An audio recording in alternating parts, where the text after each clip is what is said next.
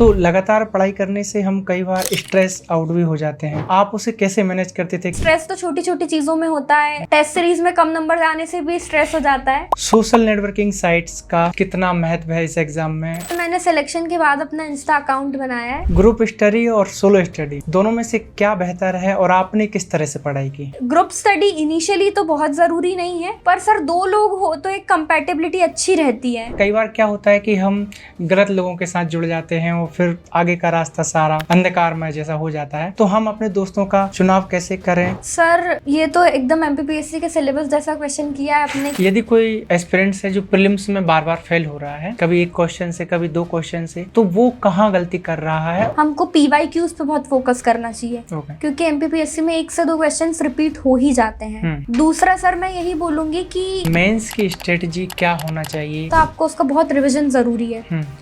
दूसरी चीज sir mains में इंटरव्यू की यदि कोई तैयारी कर रहा है तो करंट अफेयर के अलावा भी कोई चीजें हैं जिनका ध्यान रखा जाना चाहिए? सर जैसे इंटरव्यू में 3 चीजें काम करती है। एक, आप आपके डेफ को पूरा थॉरली तैयार करो।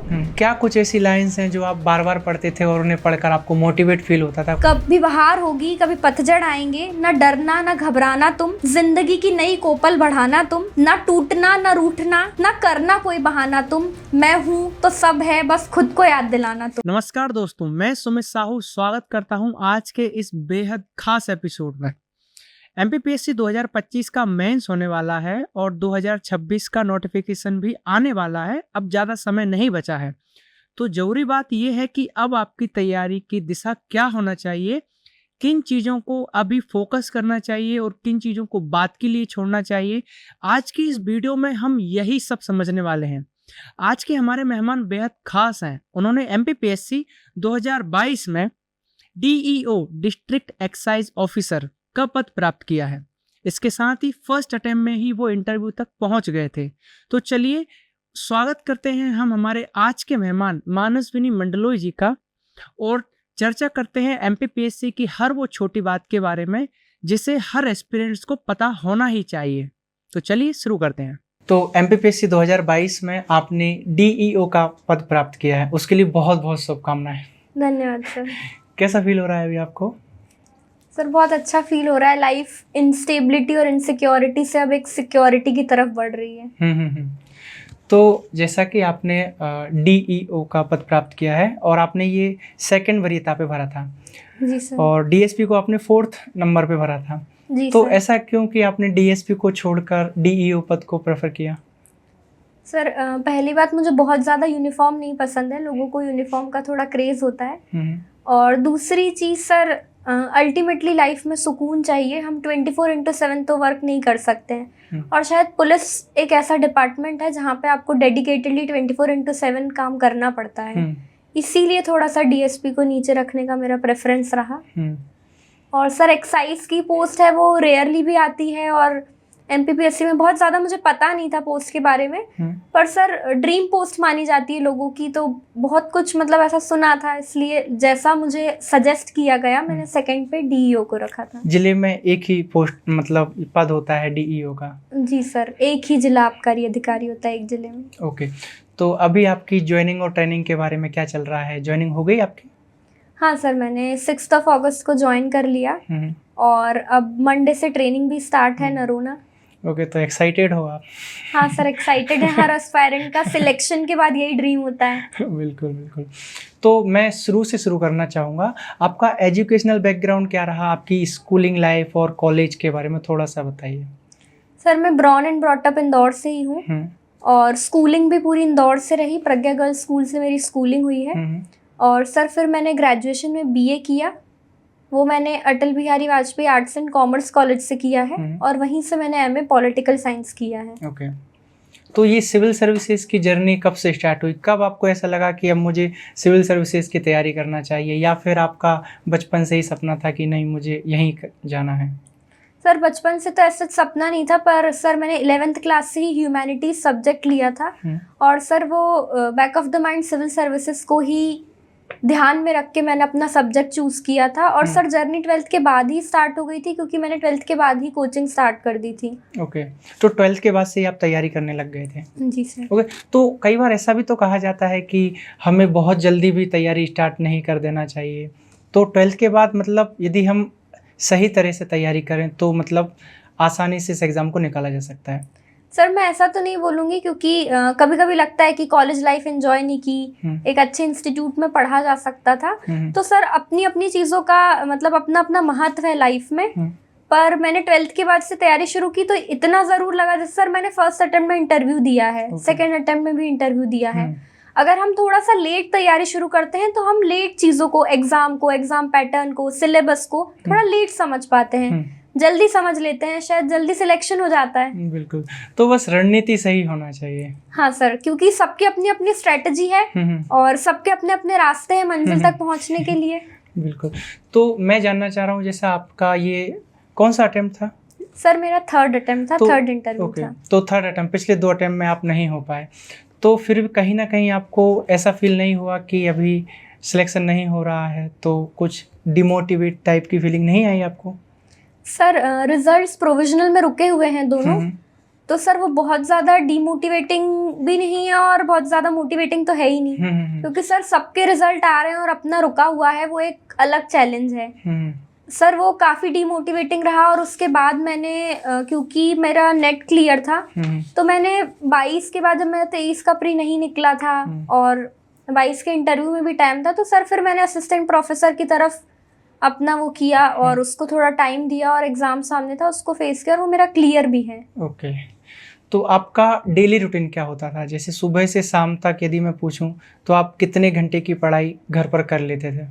सर मैंने लाइब्रेरी से बहुत कम पढ़ा है बेसिकली, क्योंकि मैं इंदौर से हूँ, मतलब फैमिली यहीं है, तो इंदौर से ही मैंने पढ़ा है। डेली रूटीन सर यही होता था, बहुत जल्दी उठने की आदत नहीं थी। लगभग 8-9 बजे मतलब पढ़ना स्टार्ट हो जाता था। फिर सर एक सिटिंग लंच के पहले मैं कंप्लीट कर लेती थी। फिर दिन में सोने की आदत थी, तो सोने के पहले 1-2 घंटे की सिटिंग में तब देती थी। सर मैंने ब्रेक्स में पढ़ाई की, कंटिन्यूस 8-10 घंटे से मुझे नहीं लगता उतनी प्रोडक्टिविटी आती है। फिर दिन में सोने के बाद फिर एक सिटिंग देती थी मैं, जो करीब 4 बजे से 7-8 बजे तक होती थी। और फिर उसके बाद सर डिनर के बाद फिर से मैं 10 बजे से बैठ जाती थी। फिर वो सिटिंग 3-3:30 तक भी रात को वो लंबी सिटिंग होती थी। ओके, तो लगातार पढ़ाई करने से हम कई बार स्ट्रेस आउट भी हो जाते हैं, तो आप उसे कैसे मैनेज करते थे? क्या आपने कभी ऐसा फील किया है कि यार बहुत ज़्यादा स्ट्रेस हो रहा है, कब रिजल्ट आएगा, कब आपका सिलेक्शन होगा? हाँ सर, मतलब रिजल्ट और सिलेक्शन के लिए तो उतना ज़्यादा डेस्परेट नहीं थी, क्योंकि सर इनिशियल मतलब फर्स्ट अटेम्प्ट से इंटरव्यू दे रहे हैं, तो अपन उस प्रोसेस में बने हुए हैं, तो इतना ज़्यादा उन चीज़ों को तो नहीं सोच पाते। पर ये ज़रूर है सर कि स्ट्रेस तो छोटी छोटी चीज़ों में होता है। टेस्ट सीरीज में कम नंबर आने से भी स्ट्रेस हो जाता है। बिल्कुल, तो सर स्ट्रेस तो बना रहता है, वो एक पार्ट है। और मुझे लगता है एक बेसिक स्ट्रेस होना भी चाहिए। वो आपके लिए, जैसे मैंने साइकोलॉजी में पढ़ा है, वो यूज स्ट्रेस का काम करता है, वो आपको मोटिवेट करता है अचीव करने के लिए। बिल्कुल, तो सिविल सर्विसेज में गाइडेंस भी बहुत बड़ा रोल अदा करता है। जैसा कि आपने बताया कि आपने फर्स्ट अटेम्प्ट में इंटरव्यू दिया है, जो कहीं ना कहीं दिखाता है कि आपकी रणनीति बहुत अच्छी रही। तो एस्पिरेंट्स कहाँ से ये प्राप्त करें सही मार्गदर्शन? सर सही मार्गदर्शन का तो मैं यही बोलूँगी कि मैंने जर्नी में लोगों को देखा है कि अगर आप किसी इंस्टीट्यूट में जाते हैं, किसी यूट्यूब चैनल को फॉलो करते हैं, सर लोग ट्रस्ट नहीं करते हैं। आप जिस भी चीज़ को फॉलो कर रहे हैं, फिर वो आपका कोई टीचर हो, आपका कोई इंस्टीट्यूट हो या कोई यूट्यूब चैनल ही क्यों नहीं हो, सर उसको ट्रस्ट करिए। सबसे पहले अपनी जर्नी, अपने प्रोसेस को ट्रस्ट करना ज़रूरी है, उसको 100% देना ज़रूरी है। बिल्कुल, अगर हम चीज़ों को शफल करते रहेंगे, चेंज करते रहेंगे, तो सर हम अचीव नहीं कर पाएंगे। जैसे यहाँ पे बोला जाता है कि एक ही सोर्स रखो, एक ही बुक को बार बार पढ़ो। 10 बुक से पढ़ेंगे तो हम भटकेंगे। तो सर वो एक मेन रोल प्ले करता है। ओके, सोशल नेटवर्किंग साइट्स का कितना महत्व है इस एग्ज़ाम में, और आप सोशल मीडिया पर कितना एक्टिव रहते थे? सर जैसे मैंने सिलेक्शन के बाद अपना इंस्टा अकाउंट बनाया है। सिलेक्शन के बाद ओके। और सर व्हाट्सएप भी जब बहुत ज़रूरी हो गया था 3 साल पहले, तभी स्टार्ट किया था। व्हाट्सएप भी 2-3 साल पहले ही स्टार्ट किया है। और बाकी सर मैं बोलूँगी कि सोशल मीडिया का बहुत बड़ा रोल है, क्योंकि हमको अपडेटेड रहना बहुत ज़रूरी है। वो आप यूट्यूब के लेक्चर्स से ही रह सकते हैं, आप टेलीग्राम से रह सकते हैं। सर मैं एक टेलीग्राम को बहुत बड़ा पिलर मानती हूँ, क्योंकि हम हमारी लाइब्रेरी में बैठे हैं, हम घर बैठ के पढ़ रहे हैं, हम बार बार मार्केट दुकानों पे नहीं जाते हैं। तो सर जो भी अपडेशन हो रहा है, जो भी नई बुक्स आ रही है, नए नोट्स आ रहे हैं, या कुछ भी चीज़ें हो रही है, वो सब टेलीग्राम पे मिलता है। तो टेलीग्राम बेस्ट सोर्स है सर, वो बहुत ज़रूरी है। मतलब तो सोशल मीडिया ज़रूरी है, पर कई बार ये डिस्ट्रैक्ट भी तो कर देता है, तो हम कैसे अपने आप को मैनेज करें? सर हर चीज़ जीवन में दो धारी तलवार होती है, हम सिक्के का कौन सा पहलू देखते हैं, सब उस पर निर्भर करता है। बिल्कुल। तो सर सोशल मीडिया से दूरी बनाना ज़रूरी है, क्योंकि वो डिस्ट्रैक्शन है, मैं बिल्कुल मानती हूँ। पर सर जैसे टेलीग्राम जैसी जो चीज़ है, उन चीज़ों, क्योंकि सर बिना टेक्नोलॉजी के आप नहीं आज सर्वाइव कर सकते हो। बिल्कुल। तो सर उसके साथ चलना तो बहुत ज़रूरी है। ओके, ग्रुप स्टडी और सोलो स्टडी दोनों में से क्या बेहतर है, और आपने किस तरह से पढ़ाई की? सर अगर मैं अपनी बात करूं तो मेरी फ्रेंड है मुस्कान गुप्ता, हम दोनों ने फर्स्ट प्रीलिम से ही साथ पढ़ा है। वो अभी 22 के रिजल्ट से मेरे साथ महिला बाल विकास अधिकारी है। हमने फ़ोन पे पूरी पढ़ाई करी है। तो इसलिए सर मैं बोलूँगी ग्रुप स्टडी इनिशियली तो बहुत ज़रूरी नहीं है, पर सर 2 लोग हो तो एक कंपैटिबिलिटी अच्छी रहती है। और सर वो सिलेक्शन तक कंपैटिबिलिटी हो तो वो चीज़ थोड़ा सा एक अलग डिफरेंस क्रिएट कर देती है। बाकी ग्रुप स्टडी मैंने इंटरव्यू के टाइम बहुत की है, वो बहुत हेल्प करती है, क्योंकि सर इंटरव्यू पूरा अंदाजे बयां का खेल है। बिल्कुल। तो आप 2 लोग बोल बोल के प्रैक्टिस नहीं कर सकते, हमको उसके लिए एक ग्रुप चाहिए। वो प्रैक्टिस जो इंटरव्यू की, क्योंकि सर जैसे बोलते हैं मेंस, हमारे सर बोलते थे, मैंने पीएस एकेडमी से कोचिंग की है, और प्रदीप सर बोलते थे कि हम लिखेंगे तभी स्वर्ग मिलेगा, तभी मेंस निकलेगा। ऐसे सर हम इंटरव्यू में बोलेंगे तो काम होगा, और उसके लिए सर ग्रुप बहुत ज़रूरी है। और मुझे जो ग्रुप मिला वो बहुत अच्छा मिला, और बहुत से लोग सिलेक्टेड हैं, और जो नहीं है वो भी जल्द सिलेक्ट हो जाएंगे। ओके, तो फ्रेंडशिप जैसा आपने बताया, तो फ्रेंड सर्कल को हम कैसे चुनाव करें? क्योंकि कई बार क्या होता है कि हम गलत लोगों के साथ जुड़ जाते हैं, और फिर आगे का रास्ता सारा अंधकारमय जैसा हो जाता है। तो हम अपने दोस्तों का चुनाव कैसे करें, और फ्रेंड सर्कल कितना बड़ा या कितना छोटा होना चाहिए? सर ये तो एकदम MPPSC के सिलेबस जैसा क्वेश्चन किया है आपने, कि जब बोलते हैं कि सिलेबस आपको ऐसा है कि एवरीथिंग अंडर द सन, तो फिर क्या चूज़ करके पढ़ा जाए। वैसे ही सर फ्रेंड्स का है। सर मेरा बहुत ज़्यादा इंटरेक्शन नहीं रहा, क्योंकि बस मैंने और मुस्कान ने ही साथ में तैयारी की है। मुझे जो भी फ्रेंड्स मिले वो इंटरव्यू में मिले। तो सर मैं यही बोलूँगी कि दोस्त ऐसा होना चाहिए जो आपको आगे बढ़ाए जर्नी में, क्योंकि सर मैंने यहाँ पे लोगों को देखा है कि नोट्स शेयर नहीं कर रहे हैं, बता नहीं रहे कॉपीज कैसे लिखा है, क्योंकि ऐसा लगता है अरे उसका सिलेक्शन नहीं हो जाए। तो ऐसे सोच के लोगों को आपको फिल्टर आउट करना है। ऐसे लोग जो ये, जैसे सर मुझे जो इंटरव्यू में लोग मिले वो चाहते थे कि अरे तुमको ज्यादा नंबर आ जाए, तुम ये बोल देना, तुम ऐसा बोल दो, ये पढ़ लो तो ज्यादा नंबर आ जाए। तो ऐसे लोगों को साथ रखने की जरूरत है जो आपको लाइफ में आगे ले जाए। सिविल सर्विसेज एग्जाम में कहा जाता है रिवीजन का महत्व है, आप क्या कहना चाहेंगी? रिवीजन कितना ज़्यादा महत्वपूर्ण होता है, और चीज़ों को हम रिवाइज कैसे करें? सर पहली चीज़ तो कि बिना रिवीजन के सिलेक्शन नहीं मिल सकता।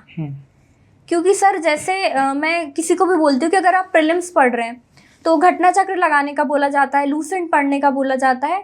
घटना चक्र लगाना नहीं है सर, घटना चक्र 5 से 7 बार लगाना है एक प्री देने के पहले। मतलब हमको क्वेश्चंस याद हो जाने चाहिए कि ये यहाँ है और इसका तो आंसर यही होगा, तब आपने लगाई है घटना चक्र। तो रिवीजन उतना होना चाहिए। और अगर मैं मेंस का बोलूँ, जैसे सर क्योंकि मेंस में बोला जाता है स्पीड नहीं आ रही, स्पीड नहीं कवर हो पा रही है। क्यों नहीं हो पा रही? क्योंकि रिवीजन नहीं है, क्योंकि आप वहां पे बैठ के अपना टाइम सोचने में लगा रहे हो। तो रिवीजन इतना होना चाहिए कि दिमाग सोचे नहीं ज्यादा, वो बस लिखे। क्योंकि बच्चों को लगता है कि यार मैं रिवीजन कर रहा हूँ कोई चीज़ तो टाइम वेस्ट कर रहा हूँ, क्यों ना मैं कुछ नया पढ़ लेता हूँ, कुछ नया ऐड कर लेता हूँ। और 2-3 बार वो पढ़ेंगे, उसके बाद फिर उन्हें लगेगा बस 2-3 बार बहुत रिवीजन हो गया, अब आगे बढ़ते हैं। नहीं सर, जैसे अगर मैंने एक मेंस दिया है तो उसके पहले उस एक चीज़ को 15 बार रिवाइज किया है। 15 बार सर। ओके। और क्योंकि सिलेबस सेम चल रहा है तो जब अगला दिया है तो वो चीज़ 30-35 क्रॉस कर गई है। कभी ये नहीं सोचना है कि तो पिछली बार 4 बार पढ़ ही लिया था। सर हम लोगों को बहुत क्रेविंग होती थी कि अरे मतलब सुबह जाने से पहले एक बार तो और ये देख ही लेते हैं। क्योंकि अगर आपने उस चीज को बार बार देखा है तो वो आपके दिमाग में, मतलब जब आप कॉपी में लिखते हो तो साथ साथ चलता रहता है, आपको कुछ नहीं सोचना पड़ता, आपकी स्पीड इतनी बढ़ जाती है, आपकी क्वालिटी इतनी बढ़ जाती है।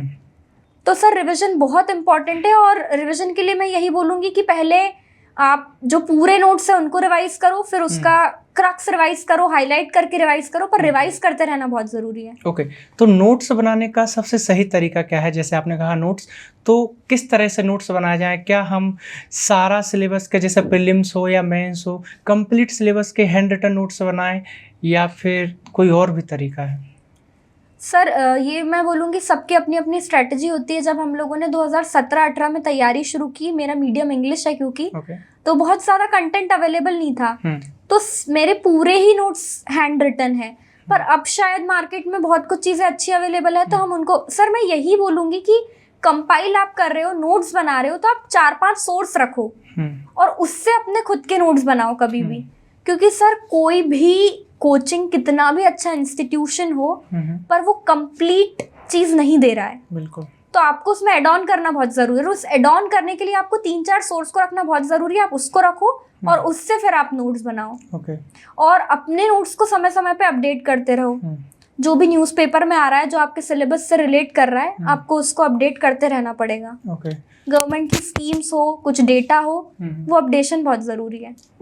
अब यदि कोई बिगिनर्स है जो सिविल सर्विसेज की तैयारी करना चाह रहा है, अभी नया नया 12th पास हुआ है, तो उसे अपनी शुरुआत कैसे करना चाहिए?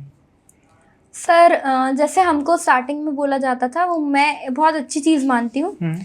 जब हम कोचिंग जाते थे तो जो अभी अटेम्प्ट दे रहे होते थे वो लूसेंट से पढ़ते थे, और हमको तब डांट दिया जाता था कि अभी से लूसेंट मत उठाओ। तब वो चीज़ इतनी कनेक्ट नहीं होती थी। आज समझ आती है कि सर अगर आप इनिशियल जब तैयारी शुरू करते हो और किसी चीज़ को एक लाइन में अगर तब पढ़ लोगे तो आप अपने आप को सीमित कर लोगे। क्योंकि सर सिलेबस तो असीमित है, बिल्कुल, और क्या आने वाला है एग्जाम में वो भी कोई उसकी संभावना नहीं लगा सकता। तो इसीलिए मैं बोलूंगी कि आप जब भी 12th के बाद तैयारी शुरू करो, कोर बुक्स को पढ़ो। आप लक्ष्मीकांत पढ़ो, आप इकोनॉमिक्स के लिए जो स्टैंडर्ड बुक चलती है, आप स्टैंडर्ड बुक्स को पढ़ो। और उसके बाद फिर आप अपने नोट्स, अपनी चीज़ों पे आओ। एक बार स्टैंडर्ड बुक, फिर वो एनसीईआरटी हो या कुछ भी, अगर आप 12th के बाद स्टार्ट कर रहे हो तो बहुत ज़रूरी है। ओके, एनसीईआरटी कितना महत्वपूर्ण है? आपने एनसीईआरटी पढ़ी है? सर मैंने स्टार्टिंग में पढ़ी है। सर मुझे एमपीपीएससी में बहुत ज़्यादा नहीं लगता उसका इम्पोर्टेंस, पर आपको अगर इनिशियली बेसिक अंडरस्टैंडिंग डेवलप करनी है तो एनसीईआरटी एक अच्छा सोर्स है। उसके अलावा सर मैं न्यूज़, जैसे सर बहुत सी चीज़ों से बेस बनता है। जैसे मैं अपना बेस मानती हूँ कि स्कूलिंग से बहुत बना, क्योंकि वहाँ पे एक अच्छी इंग्लिश मिली, वहाँ पे प्लेटफॉर्म्स मिले जिसमें मुझे लिखने का, बोलने का, हर चीज़ का मौका मिला। तो स्कूलिंग का बहुत बड़ा रोल रहा। और उसके बाद मुझे लगता है सर, जैसे उसके बाद मैंने जिस चीज़ के लिए बेस पे काम किया, क्योंकि सर मेंस से ही निकलता है मेनली, इंटरव्यू के नंबर कोई नहीं वो कर सकता, पर मेंस के नंबर हमारे हाथ में है। तो उसके लिए आप अपना बेस स्ट्रांग रखो। और दूसरा सर, आप न्यूज़पेपर पे अच्छी कमांड रखो।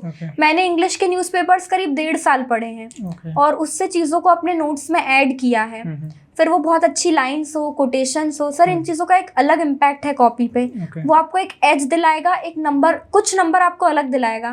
और 1-2 नंबर का ही खेल है। पोस्ट का डिफरेंस 1-2 नंबर से आ जाता है। आप 1-2 नंबर से ही प्रीलिम्स रुक जाता है, निकल जाता है, वो हर व्यक्ति जानता है। तो उस 1-2, सर वो जो 50 नंबर है उसके लिए हर कोई फाइट कर रहा है, पर 50 से 55 ले जाना बहुत टफ है। हाँ बिल्कुल। और उसके लिए आपको बहुत बड़ा काम करना पड़ेगा।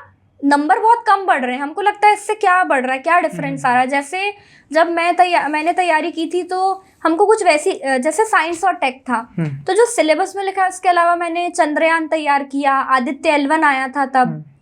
तो वैसी चीज़ों को भी हमको साथ में जो चल रहा है, अगर वो डायरेक्टली पूछ लिया तो आपके लिए सोने पे सुहागा हो गया, और नहीं पूछा तो आप दो, तो सामने वाला जो भी चेकर है उसको एक अलग इम्पैक्ट, एक अलग आपका इंप्रेशन क्रिएट होगा जो बाकी ने नहीं लिखा है। अगर आपकी कॉपी में और वो चीज़ वो न्यूज़पेपर में पढ़ रहा है तो अलग ही फील होता है कि ये अपडेटेड है। बिल्कुल। तो जैसे आप न्यूज़पेपर पढ़ते थे तो उसके नोट्स भी बनाते थे, या फिर लास्ट टाइम जब एग्जाम आता था उस समय कोई मैगजीन का यूज़ करते थे? सर जैसे प्रीलिम्स के पहले तो हम करंट अफेयर की मैगजीन्स, पीडी है, एग्जामपीडिया है, ये सब पढ़ते हैं, तथ्यबांड वगैरह। पर सर मेंस के पहले क्या है, जैसे जब हम डेली पेपर में पढ़ते जाते हैं और रोज़ हमारे सामने से हम अलग अलग टेस्ट देते हैं, अगर हम वाटर मैनेजमेंट, डिजास्टर मैनेजमेंट कुछ भी ऐसा पढ़ रहे हैं और अगर कुछ भी आज, जैसे सर हम पढ़ते थे रेन वाटर हार्वेस्टिंग सिलेबस में था और पढ़ते थे कि तमिलनाडु में कंपलसरी हो गया रेन वाटर हार्वेस्टिंग, तो वो चीज़ हम तभी नोट्स में ऐड कर लेते हैं। तो जब भी कोई और रेन वाटर हार्वेस्टिंग लिख रहा है और आप लिख रहे हो तो आपका कुछ अलग लगने वाला है। बिल्कुल, वो उस बारे में मैं बोल रही हूँ कि वैसे आपको सर सबसे मेन ये जरूरी है आपको सिलेबस याद हो, और उस सिलेबस को आप जब पेपर पढ़ो उसमें ढूंढो, और हर चीज को कुछ चीजें आपको याद रखने की जरूरत है।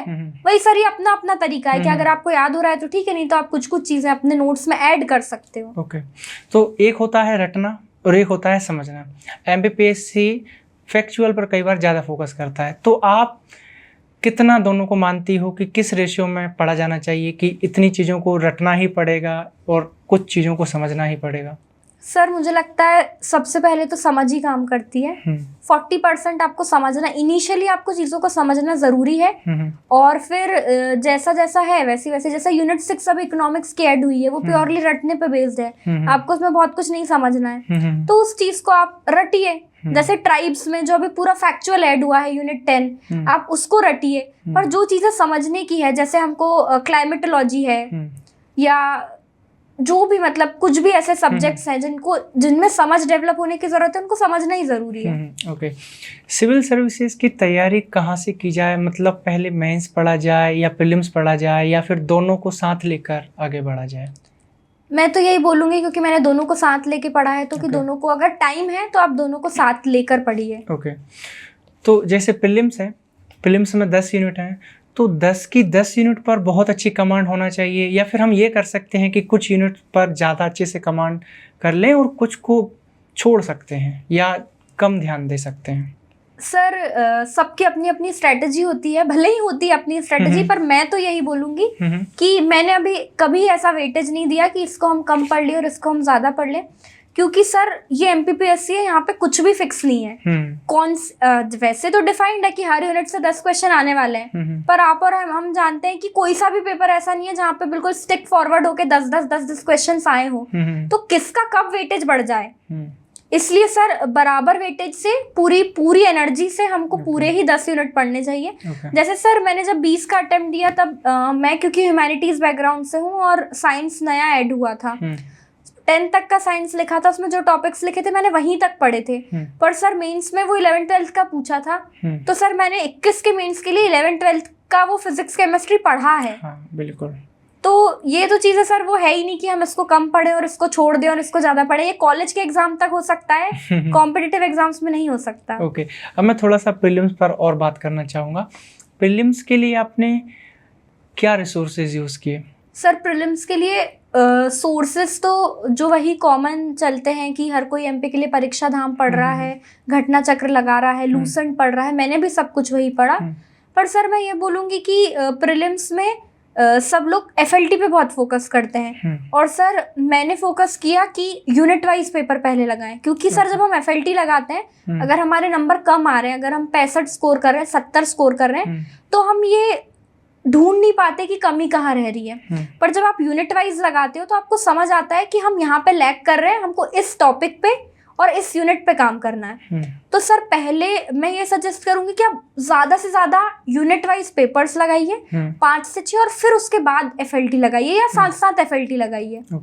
दोनों का बैलेंस रोल होना बहुत जरूरी है, क्योंकि आपको ये जानना बहुत जरूरी है कि कहाँ नंबर कट रहा है। जैसे सर कंप्यूटर वाली यूनिट है, वो बहुत रैंडम आती है, उसके क्वेश्चंस भी बहुत रिपीट होते हैं, तो अगर हम उसका पर्टिकुलर पेपर लगाएंगे तो हम ओवरऑल एफएलटी में अगर उससे स्कोर कम हो रहा है तो ऑटोमेटिक बढ़ा पाएंगे। ओके, तो मॉक टेस्ट हमें कितने देना चाहिए? यदि कोई बिगिनर्स है जिसको 2026 में अटेम्प्ट देना है, तो अभी उसको मॉक टेस्ट देना कब शुरू कर देना चाहिए? क्या कंप्लीट सिलेबस पढ़ने के बाद, या फिर वो ये कर सकता है कि यूनिट कंप्लीट हुई और मॉक टेस्ट लगाएं? सर यूनिट कंप्लीट होते ही आप यूनिट वाइज तो मॉक टेस्ट लगा ही सकते हैं, पहली चीज़।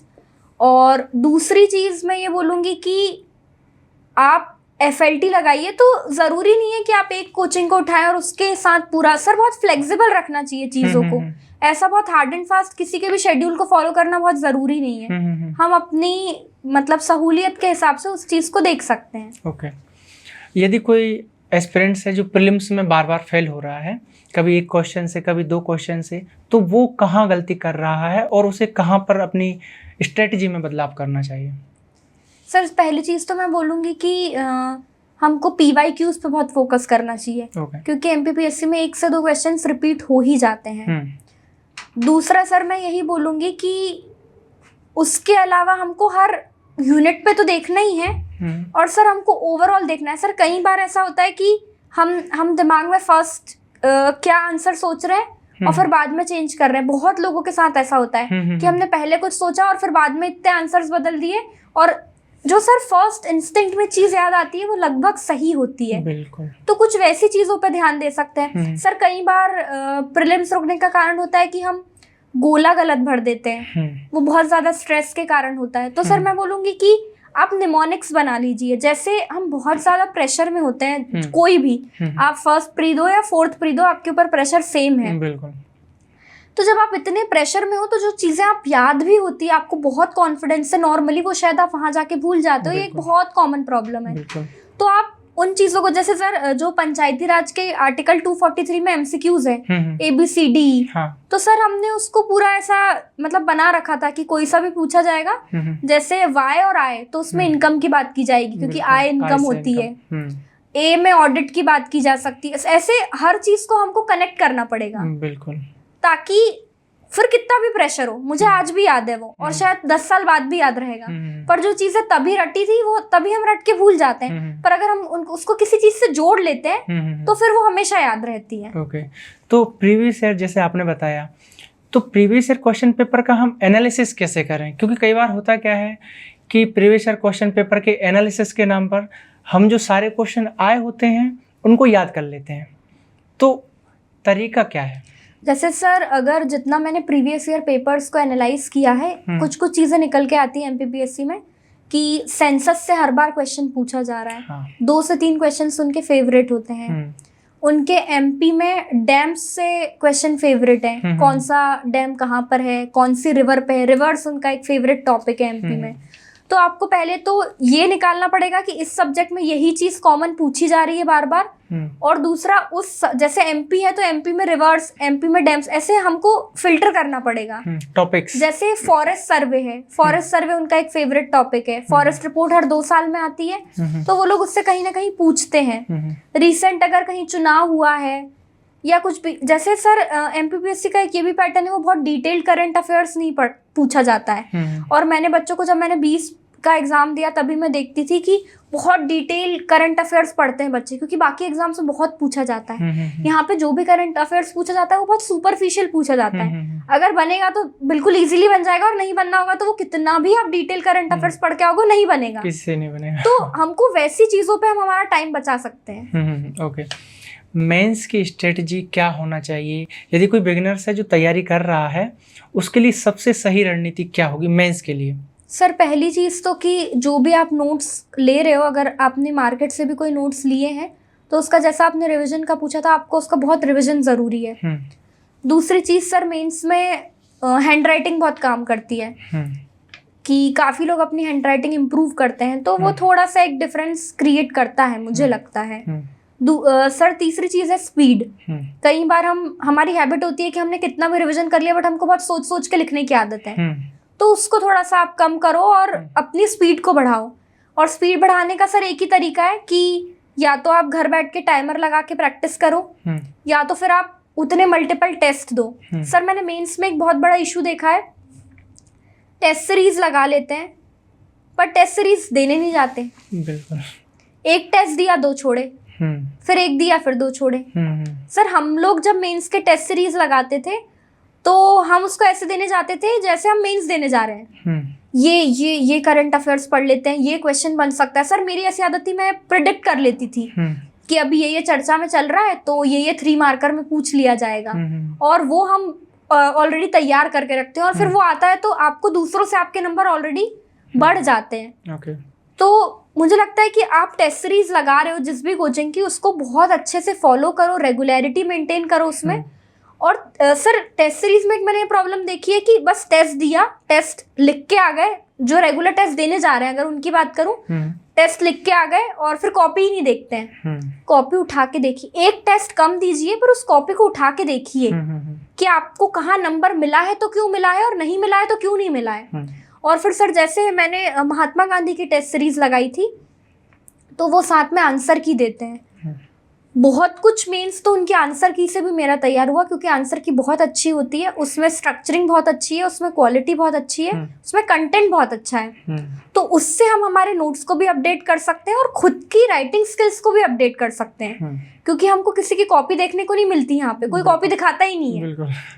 तो वो एक बहुत बेटर सोर्स है। तो टेस्ट सीरीज की जैसे अभी बात चल रही थी, तो किसी एस्पिरेंट्स को मेंस की टेस्ट सीरीज कब ज्वाइन करना चाहिए? क्या मेंस का सिलेबस ख़त्म होने के बाद वो टेस्ट सीरीज चालू करे या फिर साथ साथ में दे सकता है? मैं बोलूँगी कि अगर आपका 80% सिलेबस तैयार है या 70% भी तैयार है तो टेस्ट सीरीज ज्वाइन कर लेना चाहिए। क्योंकि आपका तैयार है या नहीं ये कैसे पता चलेगा? आप टेस्ट दोगे तब पता चलेगा। और जो तैयार नहीं है, मुझे लगता है वो टेस्ट देते देते तैयार हो जाता है। क्योंकि होता ये है कि जैसे अब कोचिंग्स का अपन शेड्यूल देखेंगे तो वो 2 यूनिट या 3 यूनिट का टेस्ट लेते हैं और बीच में समय रहता है, कभी 5 दिन कभी 7 दिन। तो उतने टाइम ड्यूरेशन में उस टेस्ट को तैयार करना या डिटेल में अच्छे से तैयार कर पाना संभव नहीं होता, खासकर जो नए बच्चे हैं। तो उनका तरीका क्या होना चाहिए? क्या उन्हें पहले सिलेबस पूरा करना चाहिए? अगर आपके सामने मेंस है फिर भी मैं बोलूँगी कि 15-20 दिन लो, जिसमें आप जितना कंटेंट पढ़ सकते हो पढ़ो और उसके बाद टेस्ट सीरीज ज्वाइन करो।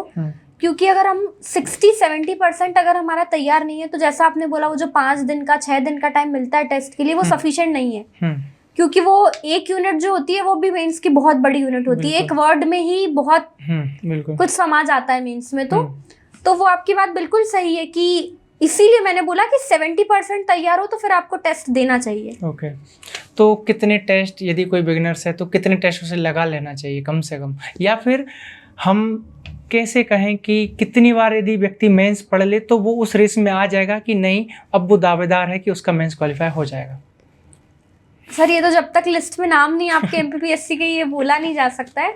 पर सर अगर मैं मेरा बताऊं तो इस चीज़ में मैं काफ़ी लकी मानती हूँ कि जब 20 का मेंस दिया तब भी लगभग साल भर मिला, 21 का मेंस दिया तब भी लगभग साल भर मिला।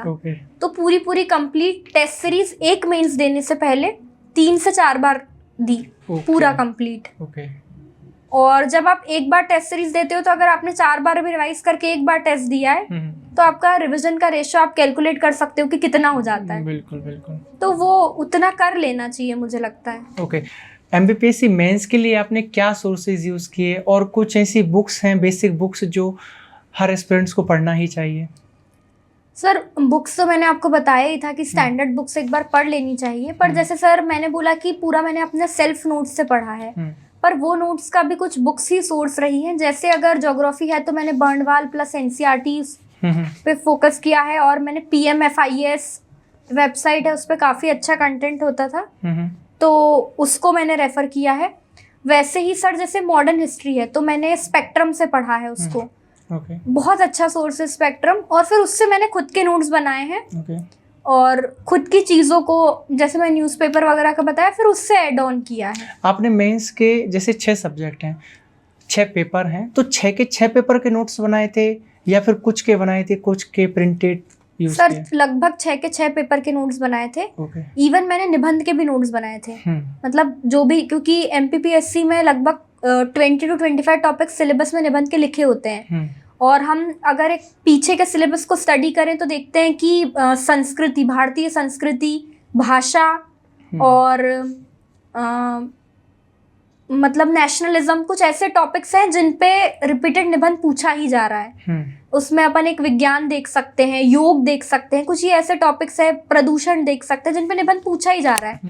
तो जो सिलेबस में लिखे हैं वो टॉपिक्स मैंने प्रिपेयर कर लिए, जिसमें जनजाति लिखा हुआ था, जिसमें योग लिखा हुआ था, उस टाइम पे जनसंख्या लिखा हुआ था। ऐसे टॉपिक्स प्रिपेयर कर लिए, और जो खुद ने PYQs देख के जो 4-5 टॉपिक्स निकल के आए वो तैयार कर लिए। उनके मैंने पूरे निबंध तैयार करे, सबके कोटेशंस तैयार करे, वो उन्हीं को मैंने यूज़ किया है। तो अभी 2025 एमपीपीएससी वालों का मेंस है, तो अभी उन्हें किन चीज़ों पर फोकस करना चाहिए? अब तो सिलेबस काफ़ी बदल गया है, तो अगर आपका नए सिलेबस पुराने सिलेबस पे कमांड है तो आप सिर्फ जो नया नया चेंज हुआ है उस पे फोकस कर सकते हैं। और अगर दोनों पे कमांड नहीं है, आप बिल्कुल फ्रेशर हैं मेंस के लिए, तो फिर पूरा आप बैलेंस्ड अप्रोच अपना सकते हैं। अभी नए सिलेबस से 24 का मेंस हुआ है, एक बार पेपर हुए, हम उसको देख सकते हैं। अभी सर जब भी सिलेबस चेंज होता है तो शुरू के 1-2 और मतलब 3 साल ऐसा रहता है लगभग कि बहुत इजी जो सिलेबस में वर्ड लिखा होता है ना वही पूछा जाता है और हम उसी को तैयार नहीं करते। जैसे ड्यूटी क्या है, टैक्स क्या है, हम सब तरह के टैक्स पढ़ रहे हैं, बट टैक्स की 2 लाइन में डेफिनेशन है तो वो हमारी तैयार नहीं है। तो जो सिलेबस में लिखा है वर्ड टू वर्ड तैयार कर लीजिए, क्योंकि अभी 24 का एक ही बार मेंस हुआ है, तो 25 में काफी सिंपली ही चीजें पूछने का चांस होता है। तो हो क्या रहा है कि एस्पिरेंट्स, ज़्यादातर एस्पिरेंट्स हैं बार बार मेंस में फेल हो रहे हैं, 1 मेंस 2 मेंस 3 मेंस, उनका मेंस ही क्वालिफाई नहीं हो रहा है, तो वो अपनी रणनीति में कहाँ पर बदलाव करें?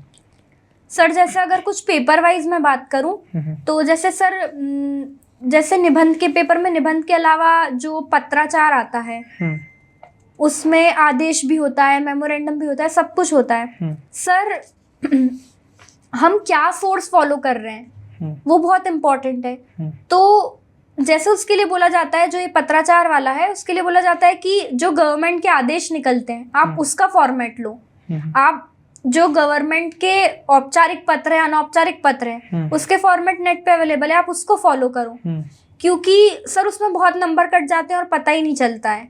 निबंध तो हम तैयार कर लेते हैं सर, निबंध मैंने हिंदी मीडियम के निबंध, क्योंकि सर मेरा मीडियम इंग्लिश था तो मुझे लगता था शायद हम लोग उतनी अच्छी क्वालिटी नहीं दे पाते हैं, तो मैंने हिंदी मीडियम वालों के निबंध को भी रेफर किया है। पर सर हर चीज को, कोई भी टॉपिक है, आप कंटेंट कितना भी अच्छा लिखो, पर सर जब तक उनमें कुछ ऐसी लाइन नहीं होगी तब तक वो आकर्षित नहीं करेंगे। सबसे पहले कोई भी हैंडराइटिंग के बाद निबंध में आपके कोटेशंस हो गए, आपकी अच्छी लाइन्स हो गई, अंबेडकर जी ने बोला है, गांधी जी ने बोला है, इन सब चीजों को जब व्यक्ति पढ़ता है, क्योंकि सर मैंने बोला उसका महत्व नहीं है, गांधी जी ने बोला उसका महत्व है। बिल्कुल।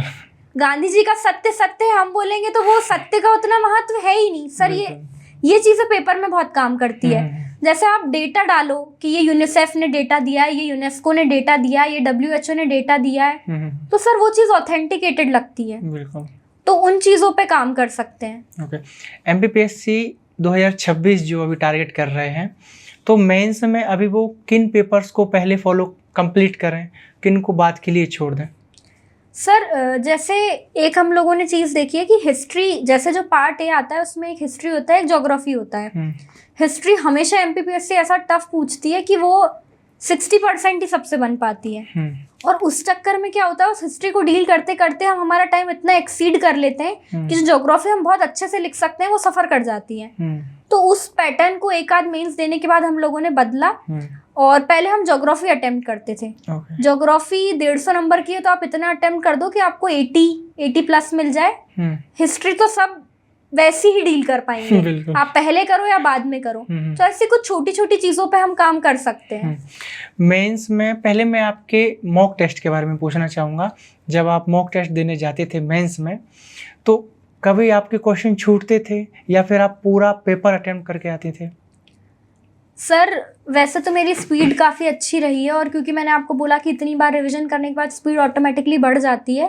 पर होता था मेरे साथ भी टेस्ट सीरीज में कि एक आध जो है वो 11 मार्कर होते थे, तब अब 10 मार्कर होते हैं, तो 11 मार्कर छूटता था। पर अगर आपका वो एक आध टेस्ट सीरीज में छूट रहा है तो आपको ये समझ डेवलप करनी पड़ेगी कि आप आखिरी के अगर 5-10 मार्कर लिख रहे हैं और आपके पास आधा घंटा है, 25 मिनट है, तो आप 3 को बहुत अच्छे से डील कर लो जो आपको बहुत अच्छे आते हैं, और आप 2 को ऐसा डील करो कि आप एक पूरा छोड़ोगे तो पूरे 10 नंबर चले जाएंगे। पर आपने दोनों को बेसिक आपने पाई चार्ट बना दिया, डायग्राम बना दिए, फ्लो चार्ट बना दिए, तो आप इतना डील कर लो कि आपको दोनों में एवरेज नंबर मिल जाए। कुछ ऐसी चीजें भी हमको देखनी पड़ती है। आपने 3 इंटरव्यू दिए हैं? हाँ सर, मैंने 3 बार आपने मेंस क्वालिफाई किया है, तो आपके उन तीनों मेंस में मैं पूछना चाहूँगा, कभी ऐसा हुआ है कि आपके मेंस में मुख्य परीक्षा में क्वेश्चन छूटे हों? सर मेरे साथ तो ऐसा नहीं हुआ है। आपने क्वेश्चन नहीं छोड़े? हाँ सर, मैंने क्वेश्चंस नहीं एक सिंगल क्वेश्चन भी नहीं छोड़ा? नहीं सर, क्वेश्चंस अगर बिल्कुल ही आउट ऑफ द बॉक्स है तो वो तो सभी को छोड़ने पड़ते हैं। पर सर एक होता है छोड़ना और एक होता है छूट रहा है। सर मैंने जब 20 का दिया था और तब साइंस इतनी खतरनाक पूछी थी कि मैंने 70 नंबर का छोड़ा था। छूटा नहीं था, मैंने छोड़ा था। पर वो मुझे आता नहीं था, मैंने छोड़ा था। एक होता है छूटना और एक होता है छोड़ना। जब बिल्कुल ही कुछ नहीं आता है तो मैं बोलूंगी कि आपको करंट अकाउंट डेफिसिट पूछा इकोनॉमिक्स में और आपको पता ही नहीं है, तो आपने जो अकाउंट्स में करंट अकाउंट पढ़ा उसको सोच के आप नहीं लिख दोगे। तो वैसा कुछ हमको ब्लंडर नहीं करना है। तो वो चीज आप छोड़ दो, बाकी जितनी भी कोशिशें बनते कोशिश आप डील करने की कोशिश करो, आप वहाँ छोड़ने नहीं जा रहे हो। नहीं, वो एक ऐसी हवा चलती है, मतलब बहुत से लोग सुनते हैं, बोलने में आता है टॉपर्स की जो सिलेक्टेड लोग होते हैं वो मेंस में एक सिंगल क्वेश्चन भी छोड़कर नहीं आते। हाँ सर, छोड़कर नहीं आते, वो बात सही है। पर एक आध क्वेश्चन हर किसी के साथ ऐसा होता है कि जो बिल्कुल ही सिलेबस से बाहर है, जो वर्ड हमने नहीं सुना है। जैसे बालाथल कल्चर पूछा था, वो शायद राजस्थान या कहीं का था। अब वो सुना ही नहीं था, उसमें आप हड़प्पा कल्चर लिख के आ जाओगे तो बात अलग है कि हमने अटेम्प्ट करके आए, अदरवाइज तो छोड़ने वाली ही चीज है। तो वैसी चीजें सभी को छोड़नी पड़ती है। मतलब क्वेश्चन छूट जाते हैं, कोई दिक्कत नहीं, छूट जाते हैं। ओके, मैं मेंस के बारे में एक क्वेश्चन और जानना चाह रहा हूँ कि जो मेंस का सिलेबस है पार्ट 1 पार्ट 2, तो कंप्लीट 6 के 6 पेपर आपकी बहुत अच्छे कमांड में होना चाहिए, या हम ये कर सकते हैं कि किसी को बाद के लिए मतलब कमज़ोर छोड़ दें और कुछ पर ज़्यादा फोकस कर दें? सर मैं ऐसा नहीं मानती हूँ कि हम किसी को कमज़ोर छोड़ दें। जैसे मैंने आपको बोला कि ये कॉलेज का एग्ज़ाम नहीं है, क्योंकि सर जो चीज़ हमारी स्ट्रांग भी होती है पर उसको कैसे पूछा जा रहा है। सपोज वो चीज़ हमारी बहुत स्ट्रांग है पर उसके क्वेश्चंस ऐसे आए कि आप नहीं अटेम्प्ट कर पाए, तो फिर जो चीज कमजोर रह जाएगी उसमें तो आप क्या ही अटेम्प्ट करोगे। इसीलिए सब चीज बहुत बैलेंस्ड होना चाहिए। और फिर वो तो हर किसी का होता ही है कि कुछ पार्ट हर किसी का, जैसे सर मेरा एथिक्स काफी स्ट्रांग था, तो वो हर किसी का पार्ट होता है अपना, पर हमको किसी को कम ध्यान और ज्यादा ध्यान और कम फोकस और खुद से नहीं करना चाहिए। हिंदी को कई बार एस्पिरेंट्स बाद के लिए छोड़ देते हैं, आप क्या कहना चाहेंगे? सर मैं बोलूँगी आप इक्वली फोकस करिए, क्योंकि वो बहुत स्कोरिंग है। और जैसे कुछ कुछ चीज़ें हैं, जैसे पारिभाषिक शब्दावली है, पर्यायवाची है, अनेक शब्दों के लिए एक शब्द आते हैं, ये चीज़ें आप रेगुलर बेसिस पे थोड़ा थोड़ा पढ़िए। जैसे मैं रोज बोर्ड पे 5-5 लिख देती थी, क्योंकि इकट्ठी शब्दावली नहीं याद होती है और वो बहुत स्कोरिंग है। आपने बस एक वर्ड लिखा और आपको नंबर मिल रहे हैं, तो उन चीज़ों पे हमको पूरा मतलब कुछ चीज़ों को रूटीन में लाके हम कंप्लीट कर सकते हैं जो नॉर्मली नहीं हो सकती है। और बाकी हिंदी भी मैं बोलूँगी कि जैसे कोचिंग इंस्टीट्यूट का तो मुझे नहीं पता, मैंने तो अपने खुद के ही नोट्स पढ़े थे। बाकी मनीष धनगर सर के मैं सुनती हूँ कि उनके नोट्स काफ़ी अच्छे हैं, तो आप वैसे कुछ नोट्स को फॉलो करिए और उसकी उनकी डेफिनेशंस वगैरह को बहुत अच्छे से आप लिख सकते हैं। वो बहुत ईजी पड़ता है हिंदी तो। ओके, अब मैं इंटरव्यू पर आता हूँ। आपने इंटरव्यू की तैयारी कैसे की थी? सर जब मैंने 20 और 21 का इंटरव्यू दिया तो पहले तो मुझे नोट्स बनाने का काफ़ी शौक है, तो मुझे लगता था कि जैसे मेंस में नोट्स बनाए और मेंस बहुत अच्छे से निकल रहा है वैसे ही इंटरव्यू भी है। पर सर वैसा नहीं होता है। मेंस होता है और इंटरव्यू होता है, क्योंकि लिखना बहुत अलग है और बोलना बहुत अलग है। बिल्कुल। और ये बहुत से बच्चे डिफरेंशिएट ही नहीं कर पाते हैं, इसलिए इंटरव्यू तक भी हम नोट्स बनाने में लगे रहते हैं। पर आप जो 4 लाइन लिखी है उसको 8 लोगों के सामने बोलो, वो इंटरव्यू है। ओके। तो सर इंटरव्यू की तैयारी काफ़ी अलग है। जैसे उसके लिए बोला जाता है कि आप मिरर प्रैक्टिस करो, बोला जाता है कि आप माइक में बोलने की प्रैक्टिस करो, क्योंकि वहाँ पे क्या है कि अगर हम एग्जाम में फियर है तो सर वो कॉपी में नहीं दिखता, पर सर अगर इंटरव्यू में फियर है और स्ट्रेस है तो वो दिखता है और उसके नंबर कटते हैं। तो हमको उस चीज़ को मतलब कमांड करना बहुत ज़रूरी है। ओके, तो किन चीज़ों पर ज़्यादा फोकस करें? इंटरव्यू की यदि कोई तैयारी कर रहा है तो करंट अफेयर के अलावा भी कोई चीज़ें हैं जिनका ध्यान रखा जाना चाहिए? सर जैसे इंटरव्यू में 3 चीज़ें काम करती है। एक, आप आपके डेफ को पूरा थॉरोली तैयार करो, क्योंकि आपने वो ऐसा होता है कि वो फ्री हिट है, अगर आप उस पर ही नहीं खेल पाए तो बहुत बड़ा मतलब एक बुरा इम्पैक्ट जाता है इंटरव्यूअर पे। तो सबसे पहले तो आप अपना डेफ तैयार करिए। दूसरी चीज़ करंट अफेयर्स तैयार करिए। और तीसरी चीज मैं बोलूंगी जो ट्रेडिशनली पूछी आती है, जैसे वही PYQs जैसे मेंस में होते हैं वैसे इंटरव्यू में भी ना चाहते हुए होते हैं। क्योंकि जो ट्रांसक्रिप्ट चलती है व्हाट्सएप पे, टेलीग्राम पे, तो सर जैसे RSS बहुत पूछा जाता है, जैसे धर्म बहुत पूछा जाता है, तो ऐसी चीजें हमको इंटरव्यू के लिए भी तैयार कर लेनी चाहिए। तो इंटरव्यू बोर्ड में हमारा बिहेवियर कैसा होना चाहिए? क्या हमें कम्प्लीटली जेन्युइन होना चाहिए या थोड़ा बहुत पॉलिश कर सकते हैं?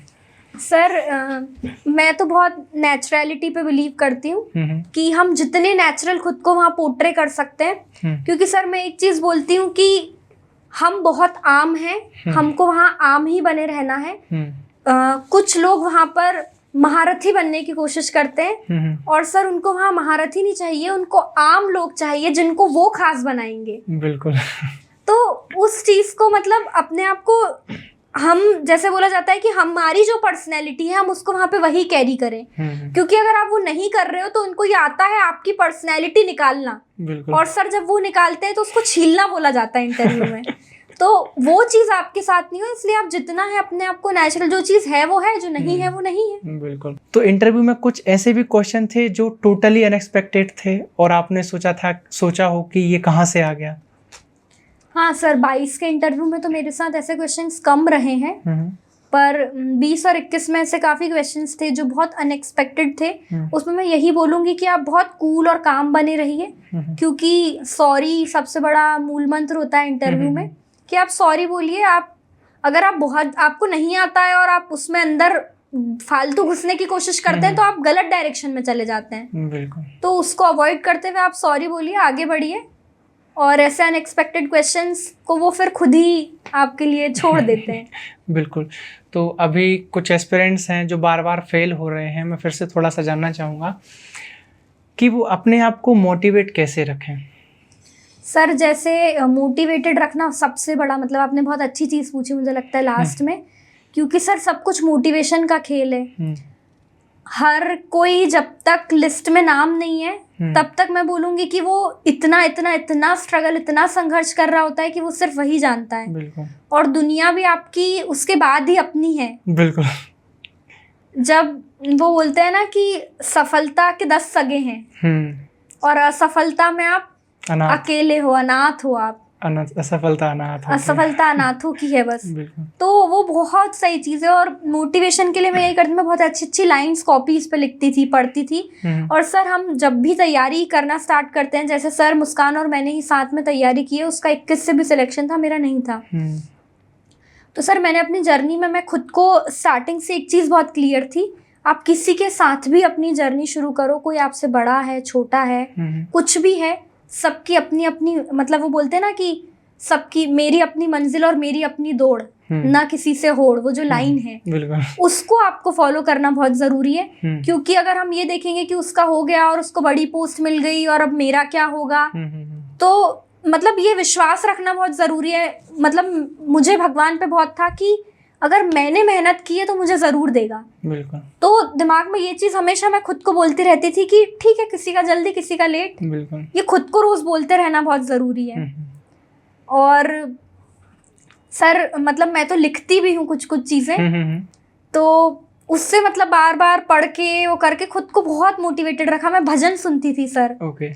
जैसे वो आपने भजन सुना होगा कि सबकी सुनियो रे प्रभु मन बसियो रे वीर हनुमाना। मतलब ऐसे सर खुद को, मतलब बोलते हैं ना कि नाव में सवार रखना बहुत टफ है जब तूफान आसपास हो। बिल्कुल। क्या कुछ ऐसी लाइंस हैं जो आप बार बार पढ़ते थे और उन्हें पढ़कर आपको मोटिवेट फील होता था? कुछ कविता या आप जो बताना चाहें?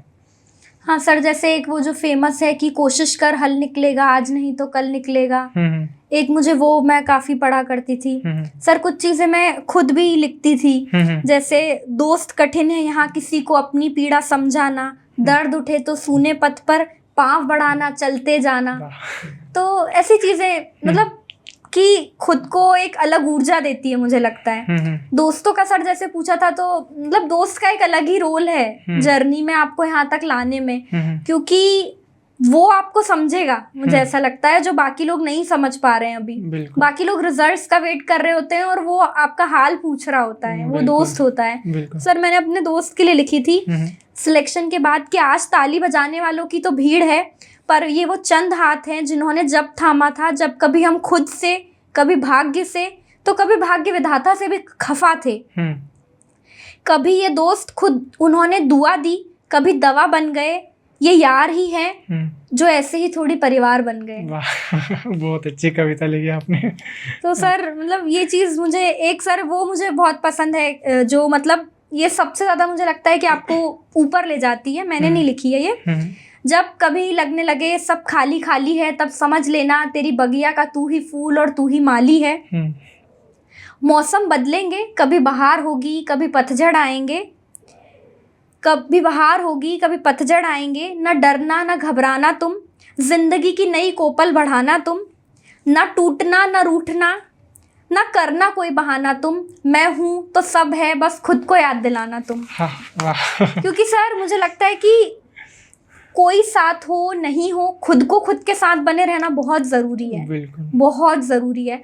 और मुझे लगता है कि मैं एक चीज़ बहुत मानती थी कि जो आपको इस जर्नी में लाया है ना, वो कभी भी पीछे ले जाने के लिए नहीं लाया है। जैसे मुझे लगता था कि हम स्टक हो जाते हैं, मतलब आपका मेंस नहीं निकल रहा, आपका इंटरव्यू नहीं निकल रहा, तो आप ना पीछे जाने के हो। अब ना हम कोई एसएससी जैसा एग्जाम उठा सकते हैं और ना एमपीपीएससी में आगे बढ़ पा रहे हैं। तो हम ऐसी मझदार में खुद को पाते हैं कि अब मतलब यहाँ से क्या हो सकता है, खुद को बार बार वो क्वेश्चंस आते हैं। तब सर मैं खुद को एक चीज़ हमेशा ये बोलती थी कि भगवान को अगर पीछे धकेलना होता तो वो यहाँ तक लाता क्यों? बिल्कुल। और बीच में छोड़ने के लिए भी नहीं लाया होगा, तो वो आगे बढ़ने के लिए लाया होगा। बिल्कुल। तो जैसा भी आप बहाव में आगे बढ़ते जाओ, और अगर मतलब मेहनत सच्ची है तो सफलता एक दिन ज़रूर मिलती है। बिल्कुल। एक क्वेश्चन और है, कंसिस्टेंसी का कितना महत्व है? क्या आपके साथ कभी ऐसा हुआ है कि आपने 1 महीने अच्छे से पढ़ लिया है, फिर एक लंबा गैप हो गया है, फिर पढ़ लिया, फिर गैप हो गया है, ऐसा कभी हुआ है आपके साथ? सर मेरे साथ ऐसा बिल्कुल नहीं हुआ है, क्योंकि मतलब ये एक अच्छी अपॉर्चुनिटी रही है कि back to back prelims mains निकला है, तो हम उस साइकिल में लगे रहे हैं। पर सर मैंने कई लोगों को देखा है कि थोड़ी तैयारी करी, फिर छोड़ दिया, एमबीए करने चले गए, फिर कुछ हुआ। तो सर वो चीज़ काम नहीं करती, आपको बहुत बने रहना पड़ता है अगर आपको मैदान में अंदर आना है तो। ओके, बिल्कुल। So thank you so much ma'am, आपने अपना समय निकाला और जो आपने चीज़ें बताई हैं, आपकी चाहे रणनीति हो या दूसरी चीज़ें हो कि अपने आप को कैसे मोटिवेट रखें, कैसे तैयारी करें, एस्पिरेंट्स को ये बहुत ही ज़्यादा हेल्पफुल होने वाली हैं। So thank you so much. Thank you sir. तो आज की बातचीत यहीं तक। उम्मीद है आपको वीडियो पसंद आया होगा और बहुत कुछ सीखने को मिला होगा। यदि आपके कुछ डाउट्स हैं या कुछ क्वेरीज हैं जो आप पूछना चाहें, आप उन्हें कमेंट सेक्शन में पूछ सकते हैं। बहुत जल्दी मिलते हैं अगले वीडियो में, तब तक के लिए नमस्कार।